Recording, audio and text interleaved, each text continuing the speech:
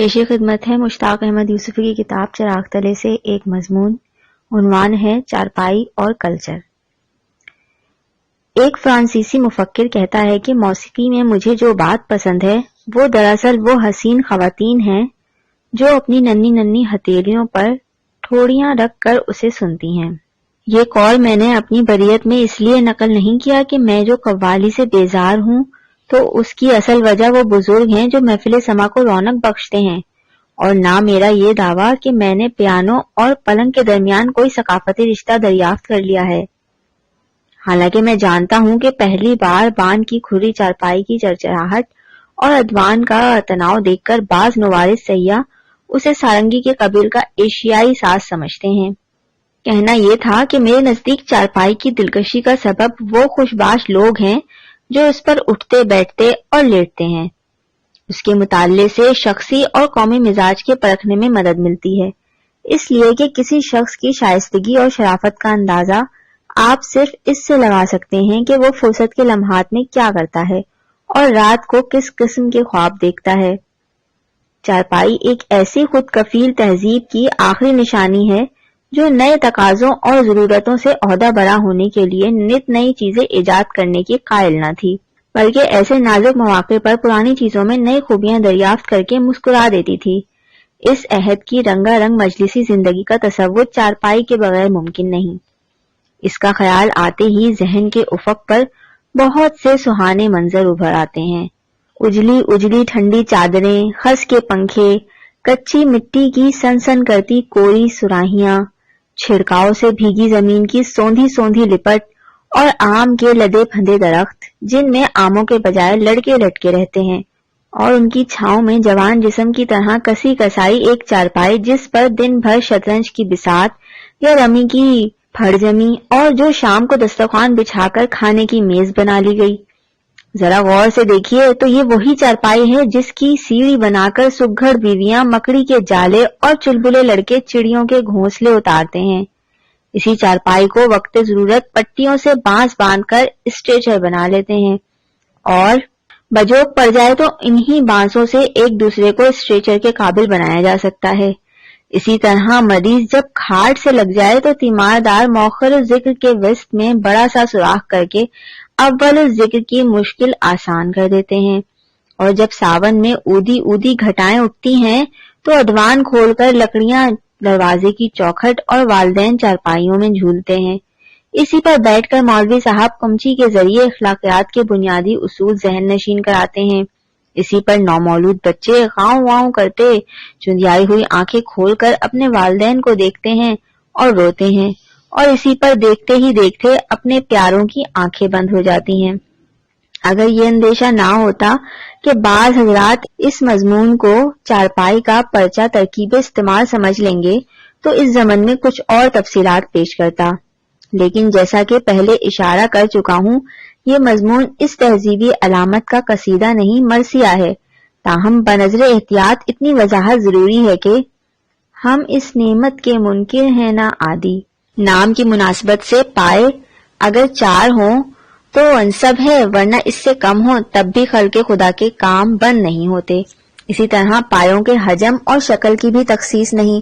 انہیں سامنے رکھ کر آپ غبی سے غبی لڑکے کو عقلیت کی تمام شکلیں سمجھا سکتے ہیں، اور اس مہم کو سر کرنے کے بعد آپ کو احساس ہوگا کہ ابھی کچھ شکلیں ایسی رہ گئی ہیں جن کا نہ صرف عقلیدس بلکہ تجریدی مصوری میں بھی کوئی ذکر نہیں. دیہات میں ایسے پائے بہت عام ہیں جو آدھے پٹیوں سے نیچے اور آدھے اوپر نکلے ہوتے ہیں. ایسی چارپائی کا الٹا سیدھا دریافت کرنے کی آسان ترکیب یہ ہے کہ جس طرف بان صاف ہو وہ ہمیشہ الٹا ہوگا. راکم الحروف نے ایسے انگھڑ پائے دیکھے ہیں جن کی ساخت میں بڑھئی نے محض یہ اصول مد نظر رکھا ہوگا کہ بسولہ چلائے بغیر پیڑ کو اپنی قدرتی حالت میں جوں کا تو پٹیوں سے وصل کر دیا جائے. لیکن ساتھ ہی ساتھ ہماری نظر سے خوراک کے بنے ایسے سڈول پائے بھی گزرے ہیں جنہیں چوڑی دار پاجامہ پہنانے کو جی چاہتا ہے. اس قسم کے پایوں سے منٹو مرحوم کو جو والہانہ عشق رہا ہوگا اس کا اظہار انہوں نے اپنے ایک دوست سے ایک میم کی حسین ٹانگیں دیکھ کر اپنے مخصوص انداز میں کیا. کہنے لگے اگر مجھے ایسی 4 ٹانگیں مل جائیں تو انہیں کٹوا کر اپنے پلنگ کے پائے بنوا لوں. غور کیجئے تو مباحثے اور مناظرے کے لیے چارپائی سے بہتر کوئی جگہ نہیں. اس کی بناوٹ ہی ایسی ہے کہ فریقین آمنے سامنے نہیں بلکہ عموماً اپنے حریف کی پیٹھ کا سہارا لے کر آرام سے بیٹھتے ہیں، اور بحث و تکرار کے لیے اس سے بہتر طرز نشست ممکن نہیں، کیونکہ دیکھا گیا ہے کہ فریقین ایک دوسرے کی صورت نظر نہ آئے تو کبھی آپے سے باہر نہیں ہوتے. اسی بنا پر میرا عرصے سے یہ خیال ہے کہ اگر بین الاقوامی مذاکرات گول میز پر نہ ہوئے ہوتے تو لاکھوں جانیں تلف ہونے سے بچ جاتی. آپ نے خود دیکھا ہوگا کہ لدی پھندی چارپائیوں پر لوگ پیٹ بھر کے اپنوں کی غیبت کرتے ہیں مگر دل برے نہیں ہوتے، اس لیے کہ سبھی جانتے ہیں کہ غیبت اسی کی ہوتی ہے جسے اپنا سمجھتے ہیں. اور کچھ یوں بھی ہے کہ ہمارے ہاں غیبت سے مقصود قطع محبت ہے، نہ گزارش احوال واقعی بلکہ محفل میں لہو گرم رکھنے کا ہے ایک بہانہ. لوگ گھنٹوں چارپائی پر کسمساتے رہتے ہیں مگر کوئی اٹھنے کا نام نہیں لیتا، اس لیے کہ ہر شخص اپنی جگہ بخوبی جانتا ہے کہ اگر وہ چلا گیا تو فوراً اس کی غیبت شروع ہو جائے گی. چنانچہ پچھلے پہر تک مرد ایک دوسرے کی گردن میں ہاتھ ڈالے بحث کرتے ہیں اور عورتیں گال سے گال بھڑائے کچر کچر لڑتی رہتی ہیں. فرق صرف اتنا ہے کہ مرد پہلے بحث کرتے ہیں پھر لڑتے ہیں، عورتیں پہلے لڑتی ہیں اور بعد میں بحث کرتی ہیں. مجھے ثانی و ذکر طریقہ زیادہ معقول نظر آتا ہے، اس لیے کہ اس میں آئندہ سمجھوتے میل ملاپ کی گنجائش باقی رہتی ہے. رہا یہ سوال کہ ایک چارپائی پر بیک وقت کتنے آدمی بیٹھ سکتے ہیں، تو گزارش ہے کہ چارپائی کی موجودگی میں ہم نے کسی کو کھڑا نہیں دیکھا، لیکن اس نوع کے نظریاتی مسائل میں اعداد و شمار پر بیجا زور دینے سے بعض اوقات عجیب و غریب نتائج برآمد ہوئے ہیں. آپ نے ضرور سنا ہوگا کہ جس وقت مسلمانوں نے اندلس فتح کیا تو وہاں کے بڑے گرجا میں چوٹی کے مسیحی علماء و فقہا اس مسئلے پر کمال سنجیدگی سے بحث کر رہے تھے کہ سوئی کی نوک پر کتنے فرشتے بیٹھ سکتے ہیں. ہم تو اتنا جانتے ہیں کہ تنگ سے تنگ چارپائی پر بھی لوگ ایک دوسرے کی طرف پاؤں کیے الف زبر ان الف زیر ان کی شکل میں سوتے رہتے ہیں. چنچل ناری کا چیتے جیسا اجید بدن ہو یا کسی عمر رسیدہ کی کمان جیسی خمیدہ کمر، یہ اپنے آپ کو ہر قالب کے مطابق ڈھال لیتی ہے، اور نہ صرف یہ کہ اس میں بڑی وسعت ہے بلکہ اتنی لچک بھی ہے کہ آپ جس آسن چاہیں بیٹھ اور لیٹ جائیں. بڑی بات یہ ہے کہ بیٹھنے اور لیٹنے کی جو درمیانی صورتیں ہمارے ہاں صدیوں سے رائج ہیں ان کے لیے یہ خاص طور سے موضوع ہے. یورپین فرنیچر سے مجھے کوئی چڑ نہیں، لیکن اس کو کیا کیجئے کہ ایشیائی مزاج نیم خیزی اور نیم درازی کے جن زاویوں اور آسائشوں کا عادی ہو چکا ہے وہ اس میں میسر نہیں آتی. مثال کے طور پر صوفے پر ہم اکڑو نہیں بیٹھ سکتے، کاؤچ پر دسترخوان نہیں بچھا سکتے، اسٹول پر قیلولہ نہیں کر سکتے، اور کرسی پر بقول اخلاق احمد اردو میں نہیں بیٹھ سکتے. ایشیا نے دنیا کو دو نعمتوں سے روشناس کیا، چائے اور چارپائی، اور ان میں یہ خاصیت مشترک ہے کہ دونوں سردیوں میں گرمی اور گرمیوں میں ٹھنڈک پہنچاتی ہیں. اگر گرمی میں لوگ کھلی چارپائی پر سوار رہتے ہیں تو برسات میں یہ لوگوں پر سوار رہتی ہے، اور کھلے میں سونے کے رسیا اسے اندھیری راتوں میں برآمدے سے صحن اور صحن سے برآمدے میں سر پر اٹھائے پھرتے ہیں. پھر مہاوٹ میں سردی اور بان سے بچاؤ کے لیے لحاف اور توشک نکالتے ہیں. مثل مشہور ہے کہ سردی روئی سے جاتی ہے یا دوئی سے، لیکن اگر یہ اسباب ناپید ہوں اور سردی زیادہ اور لحاف پتلا ہو تو غریب غربا محض منٹوں کے افسانے پڑھ کر سو رہتے ہیں. عربی میں اونٹ کے اتنے نام ہیں کہ دور اندیش مولوی اپنے ہونہار شاگردوں کو پاس ہونے کا یہ گر بتاتے ہیں کہ اگر کسی مشکل یا کڑھپ لفظ کے معنی معلوم نہ ہوں تو سمجھ لو گے اس سے اونٹ مراد ہے. اسی طرح اردو میں چارپائی کی جتنی قسمیں ہیں اس کی مثال اور کسی ترقی یافتہ زبان میں شاید ہی مل سکے. کھاٹ، کھٹا، کھٹیا، کھٹولا، اڑن کھٹولا، کھٹولی، کھٹ، چھپر کھٹ، کھرا، کھری، جھلکا، پلنگ، پلنگڑی، ماچ، ماچی، ماچا، چارپائی، نواری، مسہری، منجی. یہ نامکمل سی فہرست صرف اردو کی وسعت ہی نہیں بلکہ چارپائی کی ہمہ گیری پر دلیل ہے اور ہمارے تمدن میں اس کا مقام مرتبہ متعین کرتی ہے، لیکن چارپائی کی سب سے خطرناک قسم وہ ہے جس کے بچے کچے اور ٹوٹے ادھڑے بانوں میں اللہ کے برگزیدہ بندے صرف اپنی قوت ایمان کے زور سے اٹکے رہتے ہیں۔ اس قسم کے جھلنگے کو بچے بطور جھولا اور بڑے بوڑھے آلہ تزکیہ نفس کی طرح استعمال کرتے ہیں۔ اونچے گھرانوں میں اب ایسی چارپائیوں کو غریب رشتہ داروں کی طرح کونے خدروں میں آڑے وقت کے لیے چھپا کر رکھا جاتا ہے۔ خود مجھے مرزا عبد الودود بیگ کے ہاں ایک رات ایسی ہی چارپائی پر گزارنے کا اتفاق ہوا، جس پر لیٹتے ہی اچھا بھلا آدمی نون غنہ بن جاتا ہے۔ اس میں داخل ہو کر میں ابھی اپنے اعمال کا جائزہ ہی لے رہا تھا کہ یکایک اندھیرا ہو گیا، جس کی وجہ غالباً یہ ہوگی کہ ایک دوسرا ملازم اوپر ایک دری اور بچھا گیا۔ اس خوف سے کہ دوسری منزل پر کوئی اور سواری نہ آ جائے، میں نے سر سے دری پھینک کر اٹھنے کی کوشش کی تو گھٹنے بڑھ کے پیشانی کی بلائیں لینے لگے۔ کھڑبڑ سن کر مرزا خود آئے اور چیخ کر پوچھنے لگے کہ بھائی آپ ہیں کہاں؟ میں نے مختصراً اپنے محل وقوع سے آگاہ کیا تو انہوں نے ہاتھ پکڑ کر مجھے کھینچا۔ انہیں کافی زور لگانا پڑا، اس لیے کہ میرا سر اور پاؤں بانوں میں بری طرح الجھے ہوئے تھے اور بان سر سے زیادہ مضبوط ثابت ہوئے۔ بمشکل انہوں نے مجھے کھڑا کیا اور میرے ساتھ ہی بلکہ مجھ سے کچھ پہلے چارپائی بھی کھڑی ہو گئی۔ کہنے لگے کیا بات ہے، آپ کچھ بے قرار سے ہیں، معدے کا فعل درست معلوم نہیں ہوتا۔ میرے جواب کا انتظار کیے بغیر وہ دوڑ کر اپنا تیار کردہ چورن لے آئے اور اپنے ہاتھ سے میرے منہ میں ڈالا۔ پھنکی منہ میں بھر کر شکریہ کے دو چار لفظ ہی کہنے پایا ہوں کہ مان نظر ان کے مظلوم منہ پر پڑ گئی جو حیرت سے کھلا ہوا تھا۔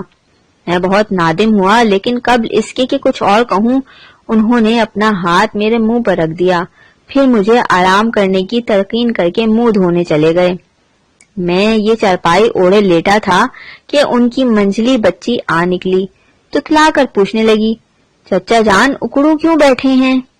بعد ازاں سب بچے مل کر اندھا بھینسا کھیلنے لگے۔ بالآخر ان کی امی کو مداخلت کرنا پڑی۔ کمبختو اب تو چپ ہو جاؤ، کیا گھر کو بھی اسکول سمجھ رکھا ہے؟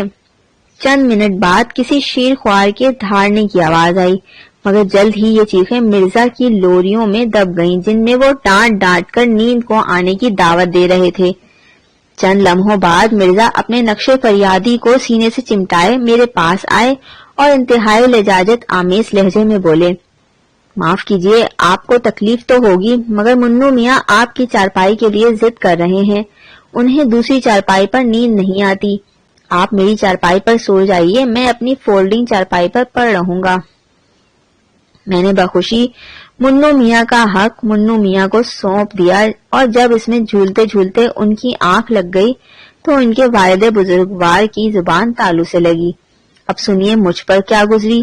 مرزا خود تو فولڈنگ چارپائی پر چلے گئے مگر جس چارپائی پر مجھ کو بطور خاص منتقل کیا گیا اس کا نقشہ یہ تھا کہ مجھے اپنے ہاتھ اور ٹانگیں احتیاط سے تہہ کر کے بالترتیب سینے اور پیٹ پر رکھنی پڑی۔ اس شب تنہائی میں کچھ دیر پہلے نیند سے یوں دو چشمی ہے بنا یونانی میزبان پروکرات کے بارے میں سوچتا رہا۔ اس کے پاس دو چارپائیاں تھیں، ایک لمبی اور دوسری چھوٹی۔ ٹھیکنے مہمان کو وہ لمبی چارپائی پر سلاتا اور کھینچ تان کر اس کا جسم چارپائی کے برابر کر دیتا، اس کے برعکس لمبے آدمی کو وہ چھوٹی چارپائی دیتا اور جسم کے زائد حصوں کو کاٹ چھانٹ کر ابدی نیند سلا دیتا۔ اس کے حدود اربا کے متعلق اتنا عرض کر دینا کافی ہوگا کہ انگڑائی لینے کے لیے مجھے 3-4 مرتبہ نیچے کودنا پڑا۔ کودنے کی ضرورت یوں پیش آئی کہ اس کی اونچائی درمیانی تھی۔ یہاں درمیانہ سے ہماری مراد وہ پست بلندی یا موزوں سطح مرتفع ہے جس کو دیکھ کر یہ خیال پیدا ہو کہ نہ تو زمین کے لیے ہے نہ آسمان کے لیے۔ گو کہ ظاہر بین نگاہ کو یہ متوازی الاضلاع نظر آتی تھی مگر مرزا نے مجھے پہلے ہی آگاہ کر دیا تھا کہ بارش سے پیشتر یہ مستطیل تھی۔ البتہ بارش میں بھیگنے کے سبب جو کان آ گئی تھی اس سے مجھے کوئی جسمانی تکلیف نہیں ہوئی، اس لیے کہ مرزا نے ازراہ تکلف ایک پائے کے نیچے ڈکشنری اور دوسرے کے نیچے میرا نیا جوتا رکھ کر سطح درست کر دی تھی۔ میرا خیال ہے کہ تہذیب کے جس نازک دور میں غیور مرد چارپائی پر دم توڑنے کے بجائے میدان جنگ میں دشمن کے ہاتھوں بے گورو کفن مرنا پسند کرتے تھے، اسی قسم کی مردم آزار چارپائیوں کا رواج ہوگا۔ لیکن اب جبکہ دشمن سیانے اور چارپائیاں زیادہ آرام دہ ہو گئی ہیں، مرنے کے اور بھی معقول اور باعزت طریقے دریافت ہو گئے ہیں۔ ایک محتاط اندازے کے مطابق ہمارے ہاں ایک اوسط درجے کے آدمی کی 2/3 زندگی چارپائی پر گزرتی ہے اور بقیہ اس کی آرزو میں۔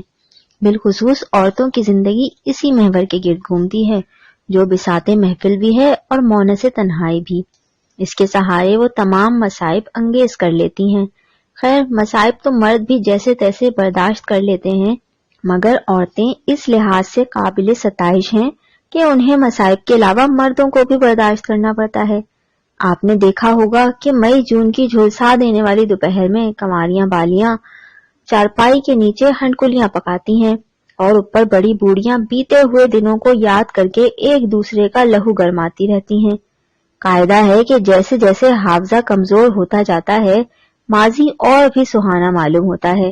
اسی پر بوڑھی ساس تسبیح کے دانوں پر صبح شام اپنے پوتوں اور نواسوں کو گنتی رہتی ہیں اور گڑ گڑا کر دعا مانگتی ہیں کہ خدا اس کا سایہ بہو کے سر پر رہتی دنیا تک قائم رکھے۔ خیر سے بہری بھی ہے، اس لیے بہو اگر سانس لینے کے لیے بھی منہ کھولے تو گمان ہوتا ہے کہ مجھے کوس رہی ہوگی۔ قدیم داستانوں کی روٹھی رانی اسی پر اپنے جوڑے کا تکیہ بنائے اٹواٹی کھٹواٹی لے کر پڑتی تھی، اور آج بھی سہاگنیں اسی کی اوٹ میں ادوان میں سے ہاتھ نکال کر 5 انگل کی کلائی میں 3 انگل کی چوڑی پہنتی اور گشتی نجومیوں کو ہاتھ دکھا کر اپنے بچوں اور سوکنوں کی تعداد پوچھتی ہیں۔ لیکن جن بھاگوانوں کی گود بھری ہو، ان کے بھرے پورے گھر میں آپ کو چرپائی پر پوتڑے اور سوئیاں ساتھ ساتھ سوکھتی نظر آئیں گی۔ گھٹنیوں چلتے بچے اسی کی پٹی پکڑ پکڑ کر میوں چلنا سیکھتے ہیں اور رات برات پائنٹی سے قدمچوں کا کام لیتے ہیں، لیکن جب ذرا سمجھ آ جاتی ہے تو اسی چارپائی پر صاف ستھرے تکیوں سے لڑتے ہیں۔ نامور پہلوانوں کے بچپن کی چھان بین کی جائے تو پتہ چلے گا کہ انہوں نے کینچی اور دھوبی پاٹ جیسے خطرناک داؤ اسی محفوظ اکھاڑے میں سیکھے۔ جس زمانے میں وزن کرنے کی مشین ایجاد نہیں ہوئی تھی تو شائستہ عورتیں چوڑیوں کے تنگ ہونے اور مرد چارپائی کے بان کے دباؤ سے دوسرے کے وزن کا تخمینہ کرتے تھے۔ اس زمانے میں چارپائی صرف میزان جسم ہی نہیں بلکہ معیار اعمال بھی تھی۔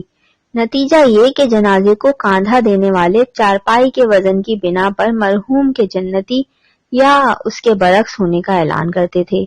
یہ کوئی ڈھکی چھپی بات نہیں کہ ہمارے ہاں دبلے آدمی کی دنیا اور موٹے کی عقبہ عام طور سے خراب ہوتی ہے۔